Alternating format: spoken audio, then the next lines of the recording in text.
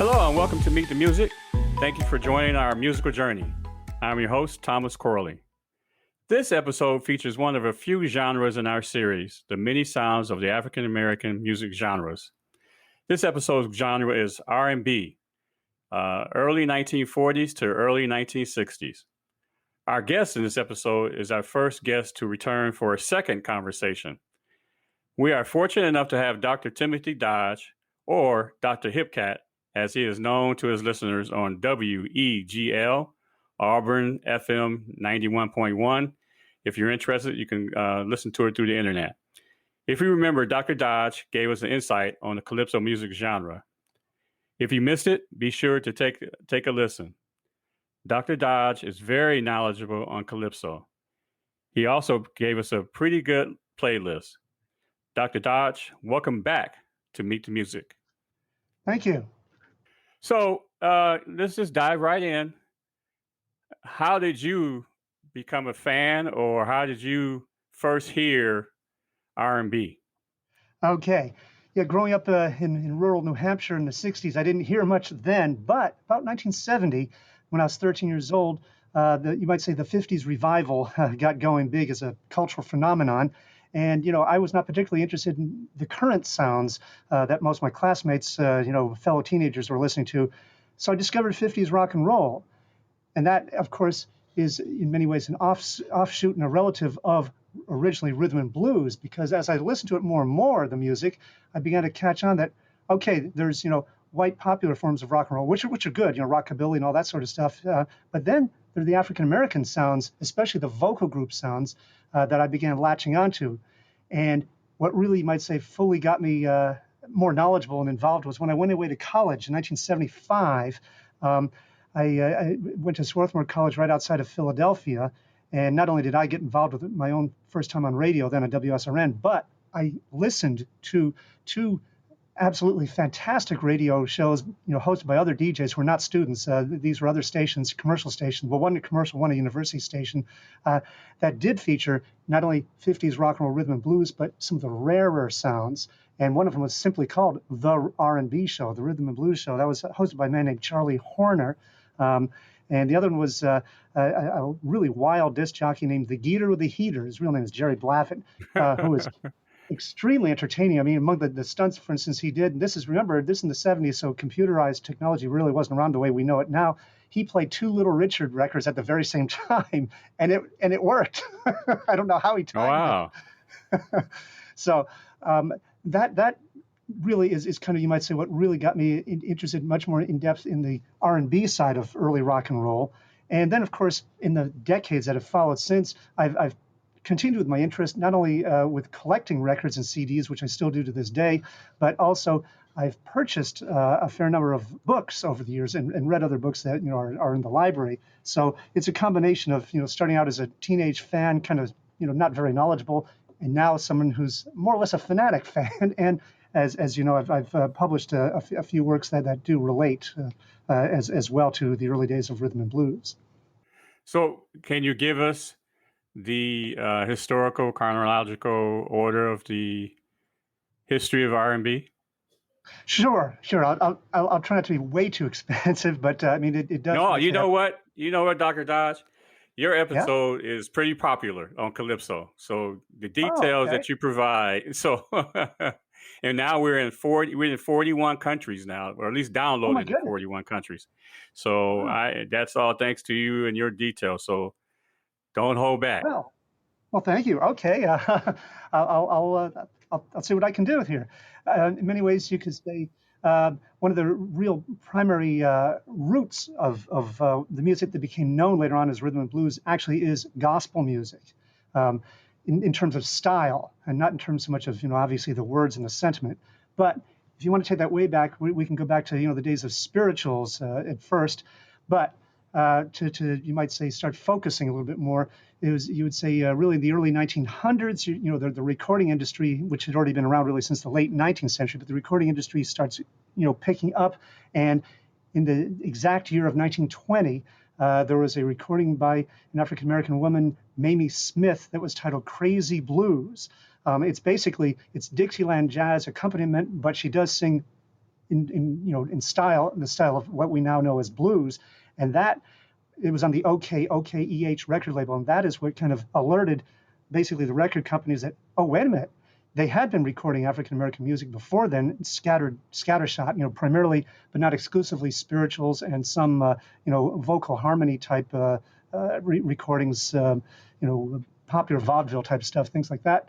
But in 1920, you might say this was a sort of a sudden discovery because the record company, the sales were so big that the record companies began to realize, wait a minute, there's an actual market here, not just by African American artists, but to an African American audience. I'm not quite sure how they determined that the purchasers, certainly were a lot of white purchasers too, but that the purchasers were primarily, at least for that particular record, African Americans. So that basically is the year, specifically 1920, is when you have an identified record buying public for African American produced and recorded music.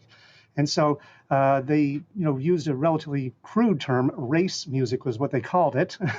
And white popular music, there were other variations. I mean, jazz had been around a little bit before, but they did say white popular music, you might say hot music. They didn't quite call it country music yet. They call it old time and old familiar tunes. And eventually, later on in the 20s, the semi-derogatory term hillbilly music. But I'm grossly summarizing, but that's essentially the 1920s is when you get the two big segments identified by the record companies. Race music, which then later on, as you moved on into the 30s, had some, you might say, what's the word I'm looking for? Not metaphor, that's not quite the right word, but in any case, but words such as Harlem Hit Parade and sepia, S-E-P-I-A, which is a shade of brown in terms of color. It had again crude references to this is music intended for the black music audience. Wow. So that's kind of in some ways the beginnings of, you might say, it's not yet obviously R&B by any means, but the identification, you might say, of a particular record buying audience and also artists, of course, obviously. And again, to add to the, I don't know if confusion is quite the right word, but to the very early days of what's going on, there was sometimes some musical confusion that even though the record companies were trying to segregate, in effect, the markets, you would have some white artists appearing in the race record catalogs and vice versa, some African American artists appearing on even the hillbilly record labels occasionally, but it was because the styles, there's a lot of interchange that had been going on. It wasn't all that the digression hadn't yet occurred that much until later on in the 20s. But the record companies were starting to say, okay, you're an African American artist, we want you to record blues, maybe spirituals, and later on in the early 30s the name gospel, and jazz, of course. Jazz would be both white and African American artists, but the hillbilly, as they started calling it, they were pretty much restricting it by certainly the end of the 20s to we just want white artists doing this, primarily white Southern artists for that matter. So in any case, as we move on, of course, as you probably are well aware of, that as I mentioned, jazz had been around for a while and had been recorded since 1917 at least with the original Dixieland Jazz Band, as they were called, which was ironically they're a white group out of New Orleans, but still, so. So you have Dixieland jazz as one of the big formats, you might say, out there, in addition to blues, which they are related but not quite the same. Blues has you might say more of an African type origin ultimately than jazz, which has some European contributions of marching bands and quadrilles and things like that. I'm getting a little way off here into some of the extra details, but point is that. Blues was a little bit, you might say, heavier duty in some ways than jazz, although they are interrelated, of course, and I love both forms. So, in any case, by the early 30s, of course, you've got the Depression, which doesn't help the record market. Sales plunge, but music still continues to develop. And in terms of blues and jazz, there had been some inklings of this in the late 20s, but it's the 30s, mid 30s to be exact. Swing band jazz is what starts going big. And again, it's a white artist is the first one to really publicize this. I'm talking about Benny Goodman. In 1935, he made a live radio broadcast that it was in Chicago, but it was nationwide, and there were, of course, African American bands out there who had already been doing, Fletcher Henderson for one, it comes to mind, who'd been doing something similar in recent years beforehand. But the mid 30s to the mid 40s is when swing band jazz really takes off. And I mention this because even though it sounds a little bit far afield, but no, this is going to be one of the contributing factors to what we know as rhythm and blues later on. You have these, the horn riffs, the heavy riffing that goes on, and sometimes with the vocalist singing over the riff. That is not quite yet rhythm and blues, but it sure is close. Because at the same time, of course, you've got blues, shall we say, and, as opposed to jazz or swing band that is, of course, developing. And I'll just mention a very few artists who do, you might say, point the way to what was going to become rhythm and blues. You have Big Bill Broonzy. His real name was Lee Bradley, but he went under the name Big Bill Broonzy.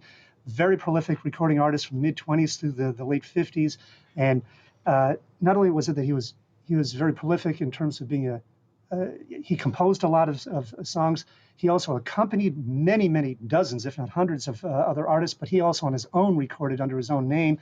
And there are certain songs by the mid 30s, just to see if I can come up with a few examples, where I would say this is almost really R&B / rock and roll in the mid to late 30s. There's I can't remember the title of it, but it's a song about drinking is going to lay him low in 1935. It's a great rocker. He's accompanied by a piano player, but he plays guitar and he sings. It's a very lively rocking number. And then you also had Tampa Red. Hudson Whitaker was his real name, but he used the name Tampa Red, who's a slide guitarist. But he also was, you might say, in effect, kind of like a near equivalent of Big Bill Broonzy in terms of just being around all the time and accompanying. He started in the late 20s accompanying the blues artist Ma Rainey, who was herself an influence on Bessie Smith. But he was in Ma Rainey's band for a while. But then he went on his own, and he also had a lot of innovative recordings throughout the 30s, actually into the early 50s. He actually outlived Big Bill Broonzy, but he quote unquote retired much earlier. Sadly, he had a mental breakdown because his wife died and became an alcoholic and stuff. It's kind of sad what happened to Tampa Red, because he was some of the stuff that he recorded, especially in the late 40s and early 50s. Well, that's already in the era of rhythm and blues, but even back in the late 30s, he was already starting to sound close to R&B. Then you have Memphis Minnie, another artist who was active around that same time, and a fantastic guitar player, very sharp bluesy guitar. And she was active in terms of recording from the late 20s through the early 50s. And then sadly, she had a stroke at the end of the 50s and basically was an invalid for her remaining days in the 70s. There are many other artists, of course, but I'm going to single out those several from the field of blues as such, as opposed to the big swing bands. While we're talking about swing bands, especially the African-American swing bands that would point the way to R&B, you have Jimmy Lunceford, Lunceford. Obviously, there's good old Count Basie, some of the stuff he recorded, because as you may know, he was a wonderful pianist as well as a band leader. Some of the things that he recorded were pointing the way towards R&B. Let's see, there's Lucky Millinder. Lucius Millinder, but Lucky was his nickname, Millinder. He was originally actually from Alabama, by the way. He started out in the 30s as well. So you've got some of these strands here already starting to show up that are pointing the way to what is called R&B, but it wasn't called that yet. I did mention gospel. In terms of style, you definitely had some real influences there, not just from the very early days of the spirituals with some of the beautiful melodies and harmonies, but starting in the early 30s, Thomas A. Dorsey, to distinguish him from Tommy Dorsey, the white swing band leader, there was Thomas A. Dorsey, the African-American composer and artist who had started out in the blues field as Georgia Tom, piano player and singer, but he went religious in the early 30s, completely religious, that he composed many numbers that were very influential. Peace in the Valley, among others, Precious Lord, Take My Hand, among others. His innovation was a couple of things, and that does relate to R&B later on, is that while he had a conversion experience and he was sincere about his religious beliefs, he did not disown blues as a musical influence, and that's when he combined blues styles with Protestant hymn type and spiritual type music. He combined it into what we now call gospel music. And I mentioned him alone, although there were, of course, plenty of other gospel performers as the 30s went on. But he, in effect, had this annual gospel convention in I believe, Chicago at first, where he would market, in effect, his compositions, and he would have a singer who later on became much more famous, Mahalia Jackson, was among those who helped market his recordings by performing them in front of thousands of people, and then word would spread, and he'd sell sheet music, and then, of course, not so much he, but other artists would make records off of his compositions, and in terms of style, not in terms of course, the words, because R&B is basically very secular, but in terms of the vocal style, especially by the time you hit the 1940s, it starts coming in what's called hard gospel singing. There had been some hints of that earlier on, and this is, you might say, they weren't doing this quite yet in the 30s, but definitely by the end of the 40s, the scream that you associate with, let's say, James Brown, for instance, again, in the secular world, yes, but that vocal technique, the vocal harmonies, where they're blending the voices in, yes, you had jazz harmony groups and others as well, but the ones coming from the gospel field had certain conventions and ranges, like the use of male falsetto leads sometimes, the deep bass voice that became the voice that you hear in doo-wop ultimately later on. All those were coming along over the course of the 30s into the 40s. And then finally, it's not really a distinct genre of music, but it's a contributing factor. And then we will finally hit the actual R&B era in just a second, is boogie woogie piano. That is essential. It's that dum dum dum dum dum dum dum dum dum. That's, I'm being really crude. But does that not take us into rock and roll? That boogie woogie? Yes. Okay. Yes. Okay. Yes. They are related. Okay. All right. I'm trying to keep up here, Doctor. Oh yeah, no, you're correct. You're heading in the right direction there. Okay. Well, you had some very early boogie woogie examples in the 20s. The most famous one from 1928 by Clarence Pinetop Smith, who was from Alabama, by the way, called Pinetop's Boogie Woogie. Sadly, he died at age 25 the next year. He was an innocent bystander, the piano player who got shot, where there was a brawl going on in the hall, but he had nothing to do with it, but he was killed. In any case, but in the late 30s is when Boogie Woogie fully takes off with Meadlux, Lewis, Pete Johnson, Albert Ammons in particular, and then others. There was a whole vogue. And this also was popular with the white public as well, boogie woogie piano in general.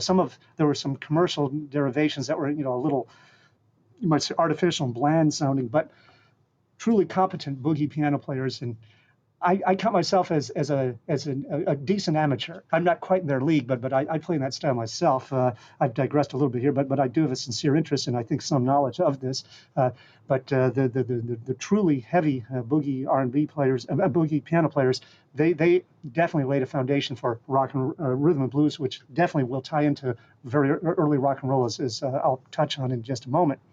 So these are largely the main foundations for what became R&B. Now, you notice I haven't called it that yet, even though I would say, going through my vast record and CD collection when I play my radio show, I will sometimes play stuff from even as far back as the late 20s and say, this is not quite maybe rock and roll rhythm and blues, but it sure is close. Mm-hmm. So where things happen now in the 40s, you have one more musical element that's going to enter. It's a stylistic element.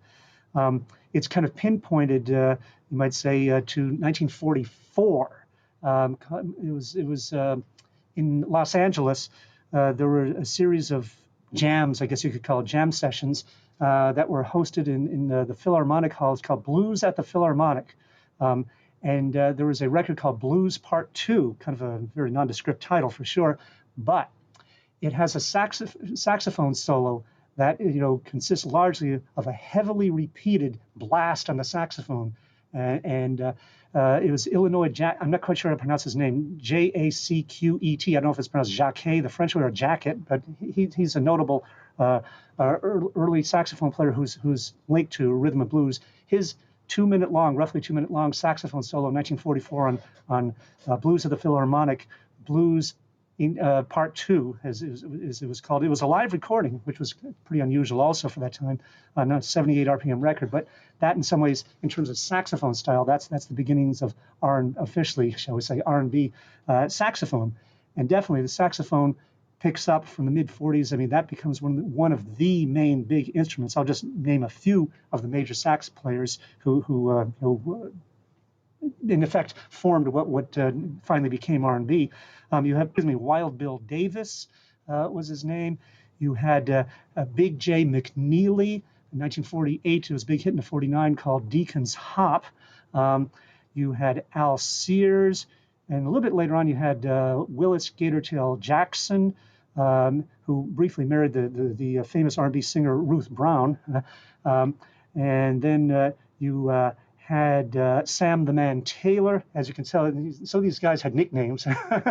Then you also, let me see. Oh, yes, there was one named Jimmy Wright, Wright. I know I'm leaving off some, but these are some of the ones who come to mind. So mid-40s, that's really where R&B, as we now can identify, has pretty much formed.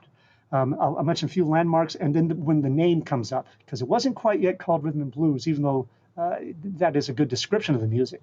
In terms of vocal groups, 1948, you have Sonny Till and the Orioles, group out of Baltimore, the Baltimore Orioles. But yes, his real name was Erlington Tillman, but he used understandably a stage name of Sonny Till, T-I-L. In 1948, they recorded a number titled "It's Too Soon to Know." It's a slow song, beautiful song, but what makes it distinctive in terms of vocal style was that it is not gospel, but it uses gospel techniques. There's the way the voices blend in and harmonize, and the pauses that take place, the dramatic pauses that take place. This really was a very, very influential ballad for what was very soon to be called rhythm and blues. And of course, later on, the term didn't quite exist until the early 60s when record collectors started using the term doo-wop. But they didn't use doo-wop in the late 40s as a term, or even in most of the 50s for that matter. So you've got these wonderful forms of music, many of them up-tempo, but even the slow, soulful ones are just outstanding that are showing up. I should mention one more thing, and we are going to finally hit the word rhythm and blues in just a second here, the phrase. This will tie back into, I'm reminded when I mentioned about the gospel influence on Sonny Till and the Orioles, that there was a subgenre that showed up. Well, there were hints of it actually as early as the early 30s, but it actually showed up for, you might say noticeably, in the mid to late 40s, of what you might call parodies of gospel music. What I mean by that is the big one that really started off was 1944, again, in Winoni Harris, who was with the Lucky Millinder Orchestra. It was called "Who Threw the Whiskey in the Well?" And this actually became a big hit. But what it is, Harris, who had not been big yet, this is what would broke him as, made him into a big R&B star, was that he's like, there are hand claps, and it sounds as if there's a congregation there, but it's basically talking about gambling in the church, and yes, drinking in the church. It's a funny song. It's a little disrespectful, shall we say? Pious church members would not have been amused, but other people kind of in the know about what goes on at church services, and so. And I'll just mention a very few others, but this started off because he had an answer song the next year called "I Know Who Threw the Whiskey in the Well."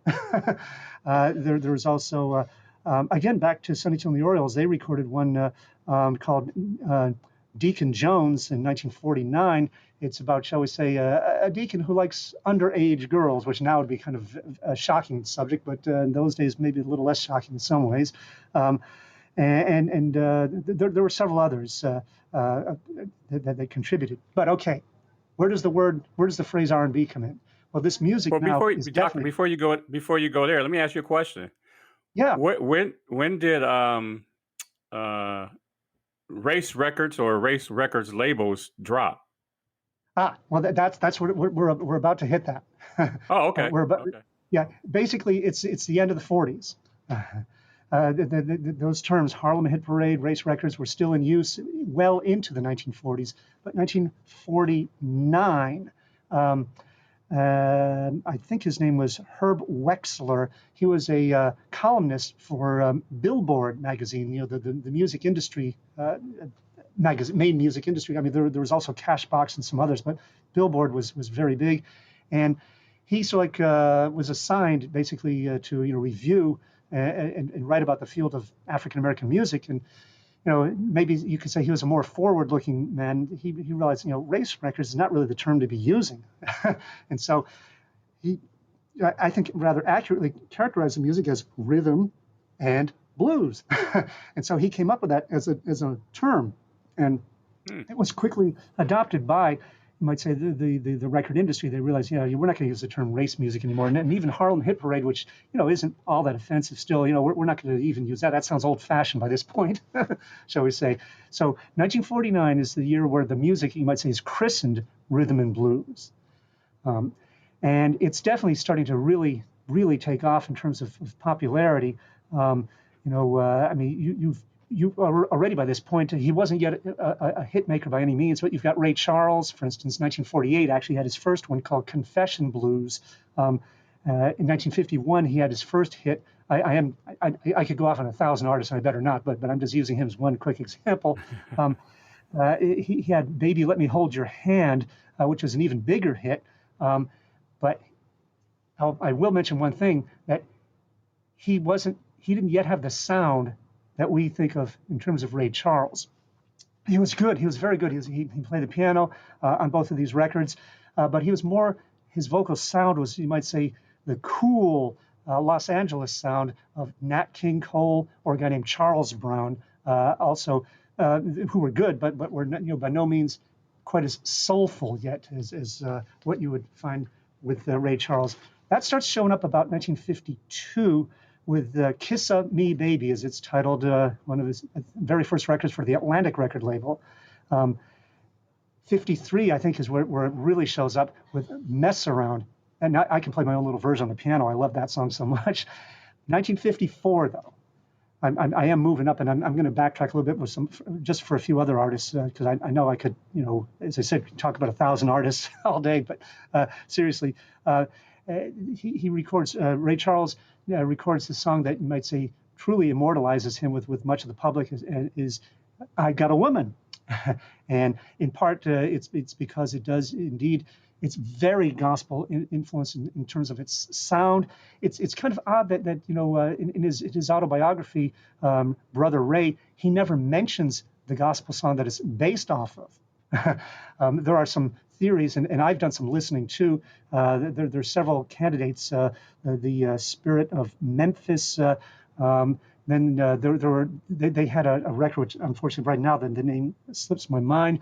But there were 2 or 3 other songs that may be candidates for what he based it off of. But still, he used a gospel melody, and his vocal technique, which he already, as I said, he sounded like the Ray Charles we know of now as early as 52 with Kiss Me Baby, but it's fully formed, shall we say, with I Got a Woman, and that became a huge hit in 1955.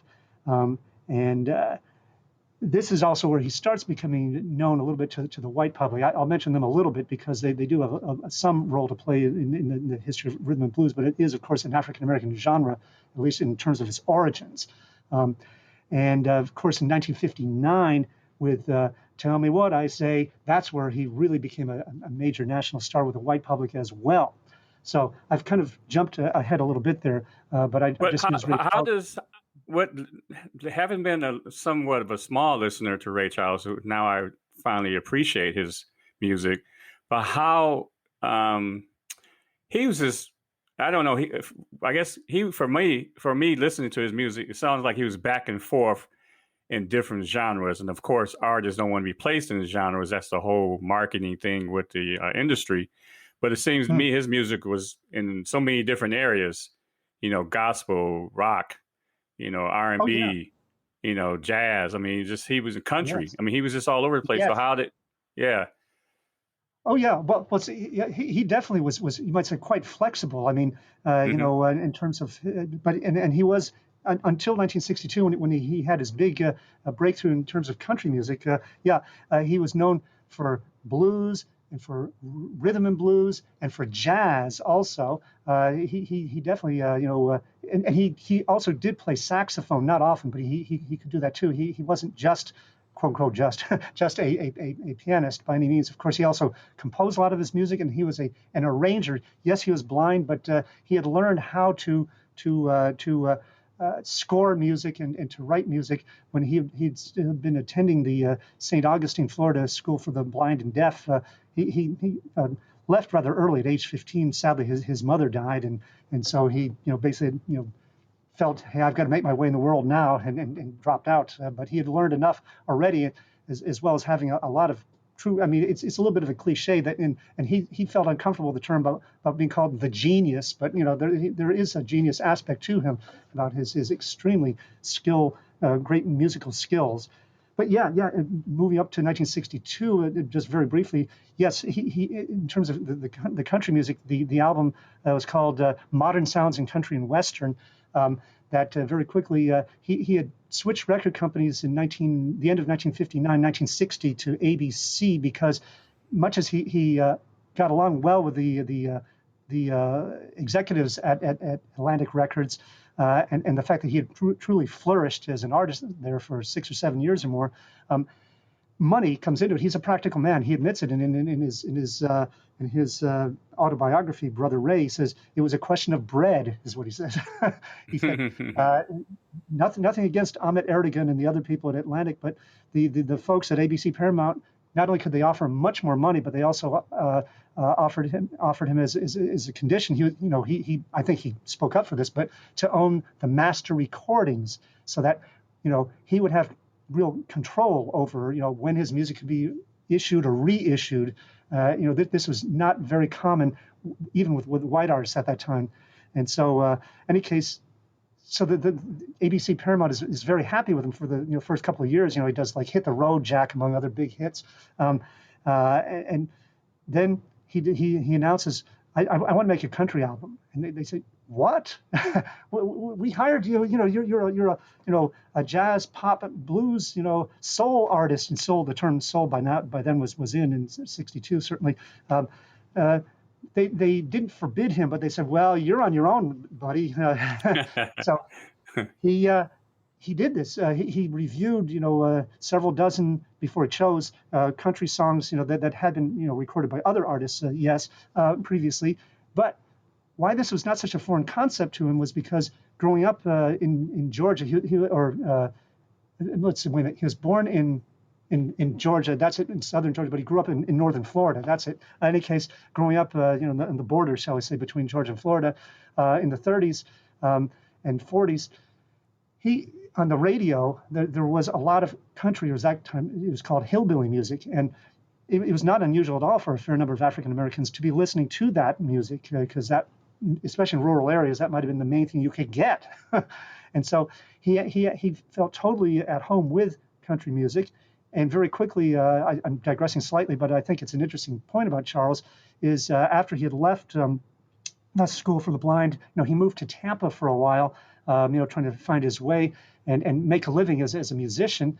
And there was a or a music store, I should say, not a record store. They may have sold records. They also sold instruments that he used to hang around in Tampa. And one of the employees there, somehow he got to know Ray fairly well. And Ray was still a teenager. He was about 17, 18 at the time, 1948, 47, around there. And he asked Ray, cautiously, do you think you could play country music by any chance? And Ray said, oh, yeah, I love country music. Well, or hillbilly music, they probably would have said, I love hillbilly music. So in any case, the guy was a member of a local group called the Florida Playboy. It's a country group. And Ray had an audition. He passed it just well. And it was under a year, but maybe 6 months plus, he was part of the group. And evidently, yes, this is northern Florida, especially is the deep South, segregation, all the rest of it.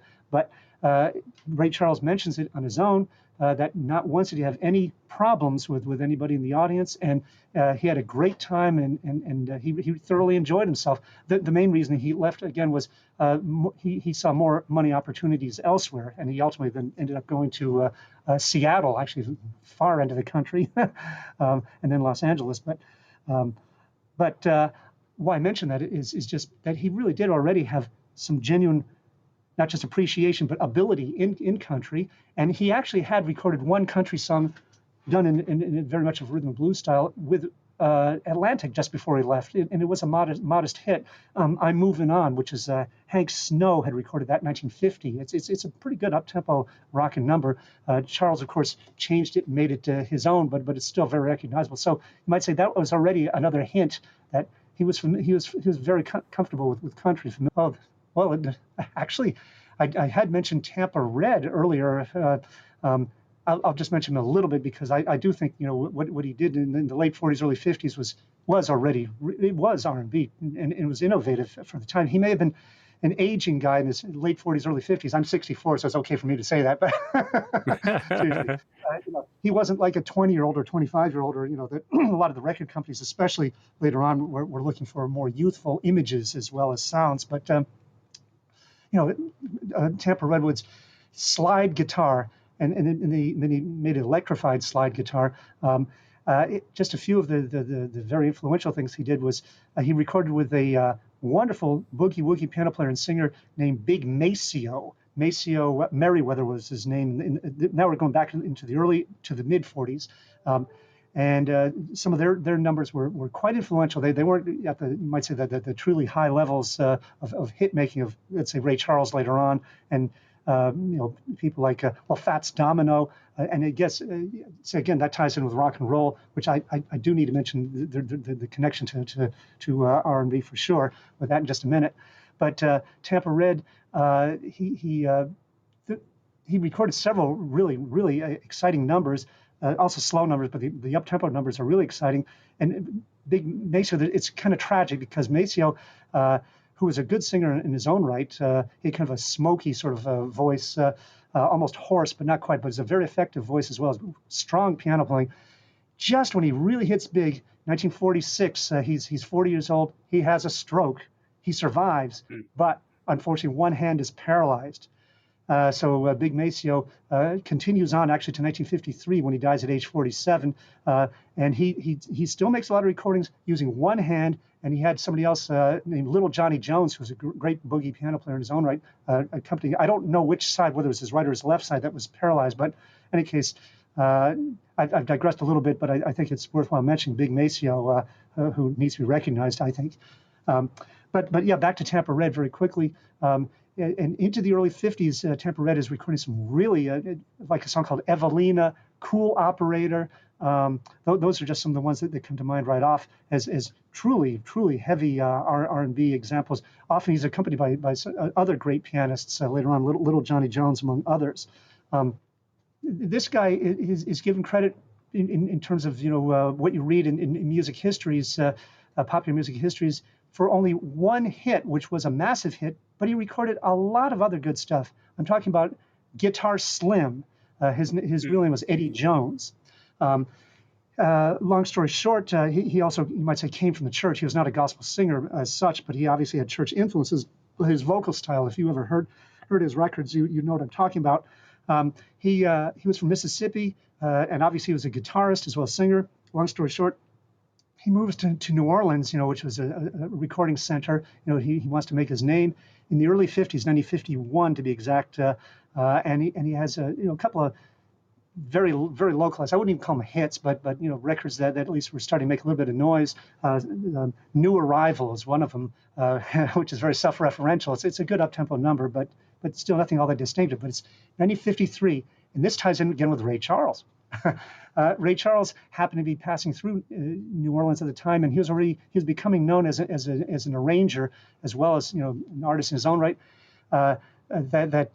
This was for the Specialty record label, which had been recording a lot of R&B by that point, as well as gospel too. But in any case, that Specialty had arranged for a recording session for Guitar Slim, and Ray Charles actually led the session, and there's some great pounding piano, which isn't really Ray's typical style, but it's still very noticeable part of it. But what you hear is Eddie Jones, otherwise known as Guitar Slim, singing very passionate number titled "The Things That I Used to Do, Lord, I Don't Do No More." But in any case, it's really an emotionally strong number, and he has a wonderful guitar solo. It's sharp, stinging electric guitar. That was a big hit into 1954, but people don't know anything else much about him. Guitar Slim continued on for another 5 years, and he recorded a lot of wonderful stuff that just never made it for some reason. And sadly, he died early at age 32, I think it is, 1959, combination of alcoholism and pneumonia. Wow. I'll just mention a couple of his other great records. I could probably name a dozen, but just to keep it focused, he had, let's see, Our Only Child, which he recorded in 1954.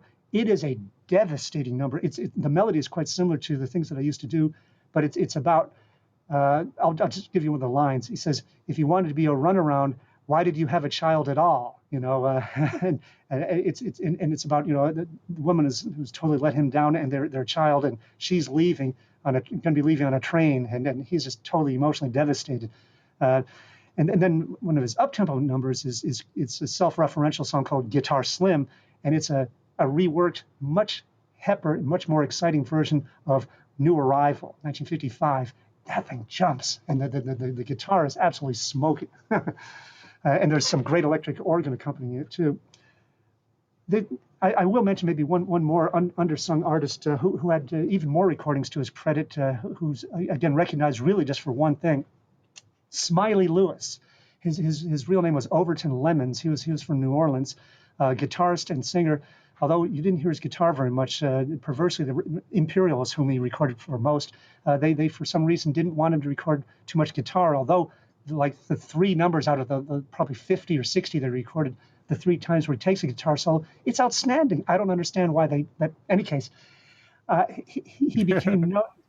His best known one is 1955, the original version of a song that so many others have done, which is "I Hear You Knocking." I hear you knocking, but you can't come in. I'm not doing a good imitation of it, but in any case, but he started out, earlier. He started recording in 1947, I think it is. It's called "Here Comes Smiley," which is a great rocker, and then he had a whole bunch of other great slow and fast New Orleans style, because he was from there, obviously, but style blues and R&B numbers, and he had some absolutely outstanding rockers. Probably the best one was called "Bumpty Bump" from 1955. I mean, it goes into just total overdrive. I mean, the excitement level is unbelievable. And he recorded a number of other good things up through the early 60s. And sadly, he also became kind of outmoded, shall we say, and his last few years were in poverty. And then he died of stomach cancer at age 53, I think it is, in 1966. Smiley Lewis is somebody who I think really should be recognized. I did say I was going to connect things to early rock and roll. Let me do that now. That a simplistic definition of rock and roll, because it also, just as rhythm and blues in many ways, is sort of a hybrid of several styles converging into more or less one. Well, rock and roll in some ways is that too. The simplistic version is to say, yeah, rock and roll is a combination of blues and country. Well, it's a little bit more to it than that, and I can maybe go into that if you want. But here's the connection to rock and roll: is by the late 40s, there is some growing, at least among younger hip whites, teenagers primarily, although there'd be some slightly older folks too, tuning in on radio and saying, "Hey, this is a lot more exciting than Perry Como." I mean, Frank Sinatra is a good artist, but still, this is a lot more exciting than the Frank Sinatra, more exciting than Doris Day, and other white pop artists. This is even more exciting than big band jazz, which was actually kind of on its way out. Bebop, was largely taking over in many ways. So, in any case, it's not just the existence of a white audience, but this is prompting the radio industry, as opposed to not just the record industry, the radio industry, to take notice that, hey, there's some programming that can be done here. because there'd been little hit and miss, a little bit of, and it was weak little stations typically, that didn't have much advertising revenue that at first were playing this wonderful music. You had to really seek it out, and the reception was often not that great.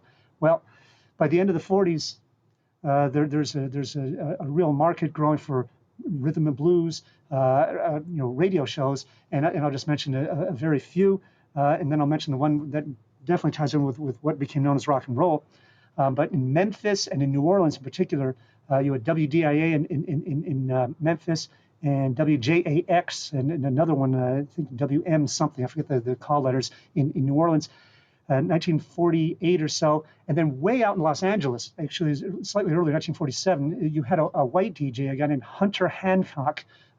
These all were, but the other stations that I mentioned in Memphis and in New Orleans, the station management was still white, but they wanted to have African-American DJs who could relate to their assumed exclusively African-American audience. And so, yes, this proved to be very successful, and out in Los Angeles with Hunter Hancock, that proved to be a very successful format. You had a real audience. Advertisers took notice. See, money comes in. Money is important. and so a real market started developing. Well, let's move over to Akron, Ohio. There's a white DJ named Alan Freed. He had been in and out of the radio industry over the previous 5 or 6 or more years. No, 10 years actually. He goes back to 1940 actually. And he had started out actually as a trombonist playing swing band music too. And he had started when he was in radio, he was primarily at first a sports announcer. But then he had also played classical music on radio and pop music. But long story short, he has a contact, a man named Leo Mintz, who runs a record store in Akron at the beginning of the 50s. And Mintz brings to Freed's attention one night, they're after the regular radio show, they're both in a bar. Freed sadly ended up having a bad alcohol problem that led to his premature death later on in the 60s. But in any case, so he's socializing in the bar with Mintz, and Mintz says to him, well, these records, these rhythm and blues records, they are really selling. You ought to consider hosting a show. And at first, Freed was kind of doubtful, saying, well, I don't know if I can have much of an audience out there. Well, long story short, Mintz talks Freed into it, and Freed, it's a late night show at first, and it starts out, and to his utter astonishment, there's a big audience. It just builds and builds and builds, and so he becomes syndicated. He puts things on a reel-to-reel tape that then gets distributed to New Jersey, even though he's still based out of Ohio, and he moves to Cleveland after Akron. But he discovers after a while, oh, there's a significant white audience as well for this, and it's not necessarily just because of the discovery of the white audience, but because of also the words rock and the words roll also coming in together in some of these songs. He notices, and so instead of calling it blues or rhythm and blues or hot music, he wouldn't have used the term race music, but still, he starts saying rock and roll. This is a rock and roll party, the rock and roll party. And 1951 is you might say where the music gets christened rock and roll. At that point, when Freed is playing, of course, it is exclusively what he is putting on record is African American R&B. Very shortly thereafter, you have a guy named Dewey Phillips. Actually, Phillips had started as early as 1948. So I'm kind of a little bit off with my time there. But Phillips had started in Memphis, again, primarily broadcasting R&B. But Phillips and then others later on began to also put in some hot hillbilly music, country boogie, shall we say. It's sort of like a subgenre as well. And again, I'm simplifying things a little bit, but it's, you might say, the convergence and combination of, primarily rhythm and blues. You have to give that as the bedrock, and then a significantly growing country type influence, country boogie, hot country, western swing from actually the 30s and 40s, and then finally rockabilly in the mid 50s. It didn't get its name rockabilly at that point. That's a later on record collector, just as the term doo-wop is also applied by later record collectors. But that's the connection to rock and roll. So as Muddy Waters, the blues artist, guitarist, and singer, had said, blues had a baby and they called it rock and roll. That's an extremely basic summary, but there's a lot of truth to that. So right. That's one of the connections there. So you led us up to the point of, or you led us through the progression of R&B. When did it break? And you don't have to talk about soul, but when did soul become a definition? Okay, Because good point. there's a I think there's I don't know if it's a confusion, but there's a intermingling of those two genres, and some people can't seem to discern which is which. Yeah. Okay. That's a good question. That's a good one. Yes. Yeah. You might say again. There is the gospel connection in terms of style. A lot of early soul music, well, even later soul music, but early in particular, has a strong gospel sound to it. Even though the words are quite secular. But yeah, where things you might say Ray Charles is part of the story, but he's by no means the only story. But yes, his overt, shall we say, use of gospel style, especially starting with "I Got a Woman," but he continued doing this like. Let me see. This little girl, instead of this little light of mine. That's this little girl. Hallelujah, I love her so. Several others, were very much in that style. But you know what? This is where being a record collecting fanatic ties in. Again, this is not to at all dethrone Ray Charles in any sort of way, but there were some other African American R&B artists who were doing something similar a little bit before Ray Charles. I'll just mention very few of them. There's the Dominoes vocal group, not Fats Domino, but the Dominoes. Billy Ward and the Dominoes. He's the leader of the group, but he didn't usually sing lead. But in any case, he was the leader of the group. They had several numbers with. Again, this is Clyde McPhatter, tenor voice, who went on to found the Drifters shortly thereafter. But they had numbers like, let's see, I'd Be Satisfied for 1952. And That's What You're Doing to Me, also from 52. And then back in 1951, they had Do Something for Me. And there were there was a slow number there. Those were very, very much gospel sounding. You just change the words around and it's gospel. And again, it's no surprise. I can't speak for the other members of the Dominoes, but I know for sure Clyde McPhatter was the most famous one connected with them. He did start out as a gospel singer, not a recording artist yet, but it was called the Mount Lebanon Singers in New York, though he was originally actually from North Carolina. But in any case, so the Dominoes, you also had, let me see, what was their name? The Five Royales, Royales, Five Royales on Apollo Records. About that same time, also 51, 52, with Baby Don't Do It, and Courage to Love. These all sound exactly like gospel music. In their case, it's really not a surprise because they started out actually as a recording gospel group, the Royal Sons. They're from North Carolina again, SONS, the Royal Sons, and they in fact had a little bit of an identity crisis there. They for about a 2-year period they recorded some gospel records under Royal Sons, other secular R&B records under Five Royales, before finally cutting the cord, shall I say, 1953, and saying we are going to go secular. they maybe didn't use that phrase, but that's what they did. All right. And there were at least a few others. Those are the ones who come to my mind. So you've got already some inklings of that in the beginnings of the 50s. But now soul music as such.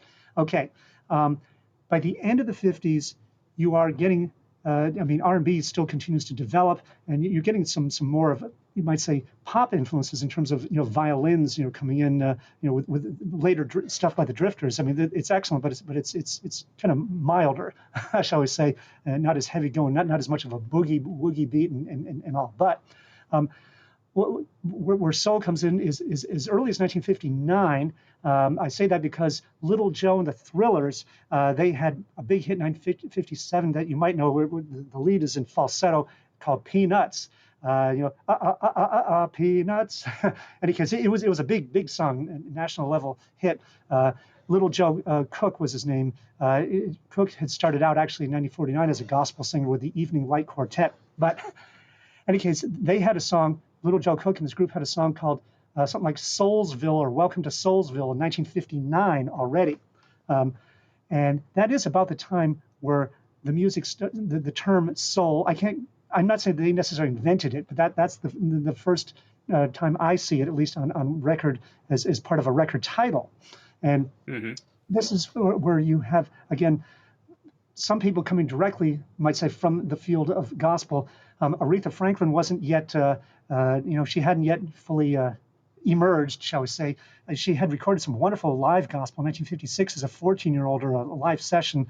Um, but in 1960, she got a recording contract, and her father, the Reverend C.L. Franklin, was kind of controversial in some ways, but he was not one of those who was rigidly opposed to secular music, and so he encouraged Aretha, said, well, see what you can do. And in the field of jazz, she later on is definitely became the queen of soul, shall we say, starting about 1967. That's a little bit beyond my time frame, but so she's starting to record, but she's not yet in what would be known as a style. So she was doing things like pop standards and more jazzy things, if not anything else. But in terms of who was starting to hit big as a soul singer, Sam Cooke, you've got to mention him. I've got to mention him. Again, he has earlier origins, definitely from the field of gospel. Started out with the Highway QCs, not recording with them yet in the late 40s as a teenager, but then he went to the Soul Stirrers, 1950, and he was very popular for a number of years before deciding to go off into the secular world, 1957, to the dismay of the gospel audience and the conservative church audience. He actually did that, though, with the blessing of his father, who was a minister, the Reverend Charles Cooke. Cooke is quoted as saying, singing, God gave you that voice, you make people happy. This is the way you can make your money. He said, nobody got saved over singing. The father's making a point that, for a conversion experience, you've got to hear the word preached. So, right. So Sam Cooke, beginning of the 60s, he's already moving off in terms of style with things like Cupid, Draw Back Your Bow, and Chain Gang, and a number of others. He's moving off into the style that was becoming called soul.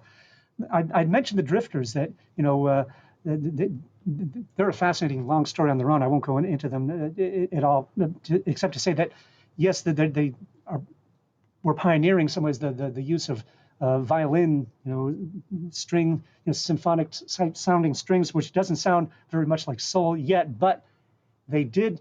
After that, they did move off into starting with Save the Last Dance for Me in 1960, for instance, and When My Little Girl Is Smiling. Those are two that come to mind. There are plenty of others. Oh yes, then On Broadway in 1961. They are a vocal group, yes, with a gospel influence on them. And again, some of them had actually started off in the field of gospel much earlier.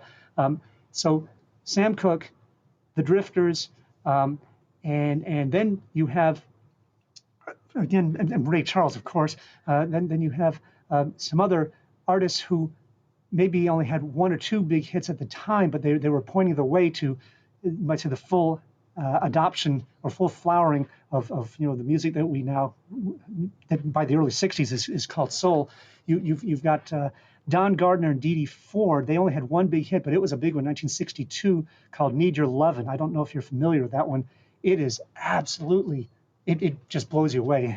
It is gospel, but just with secular words. And it's the raw voice of Don Gardner with the smoother but still strong voice of Dee Dee Ford answering, and it's like it's a call and response back and forth, and it just builds. The excitement is unbelievable, and it was a pretty big hit. I'm thinking in my head about how gospel, early gospel, and how jazz and how the blues kind of had, the starting in the African American community. But eventually, whites were kind of playing it and recording it also. But in the early stages of soul, were there white artists categorized or labeled as performing soul music? Very, very few. There's only one at the moment comes to mind. Roy Head, this is a little bit later on, actually, 1965, Treat Her Right. I don't know if it's a great up-tempo number. He is one of those. You might say in a way, although he in the opinion of some popular music commentators, you might say in some ways Elvis's low period, the music making, the movie making days. But some stuff by Elvis had elements. I wouldn't call him by any means, at least in the early 60s, yet a soul singer. No.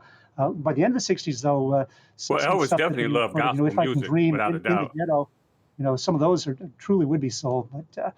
But other white artists of that time, yes, you did have Timmy Euro, Timiyuro, a woman. She had her version of Hurt which is a ballad, that she's romantically hurt. It had originally been recorded 1954 by Roy Hamilton, but her version really qualifies as a solo record. If you ever hear it, the drama and the beauty and the power of the way she sings. And so I would say that it's early 61 with Timmy Euro. She did record a few other things. What's the Matter, Baby, in 1962, for instance. But that one big hit of hers, I would say, could be considered blue-eyed soul, to use a cliche term. But yeah, right. There may have been a couple of others, but nobody really much until, say, at least the mid-60s, really. Well, I think you covered a lot there, Dr. Dodge. I mean, I appreciate that. In fact, it sounded like you touched on a couple of things that we can get together again on. Sure. Oh, yeah. I mean, you know me, I'm a music fanatic, so. All right, Dr. Dodge, we thank you again 1,000 times for coming back to Meet the Music for a second time, and we look forward to having you again. Thank you, Mr. Corley. I'm honored. Okay, I guess I'll say goodbye for now. No, Dr. Dodge, it is I who is truly honored by your willingness to share so much insight for our listeners and to add value to Meet the Music in every conversation. There is no doubt our listeners will be hearing from you in the future. If you remember, Dr. Dodge provided us with insight on the calypso music genre.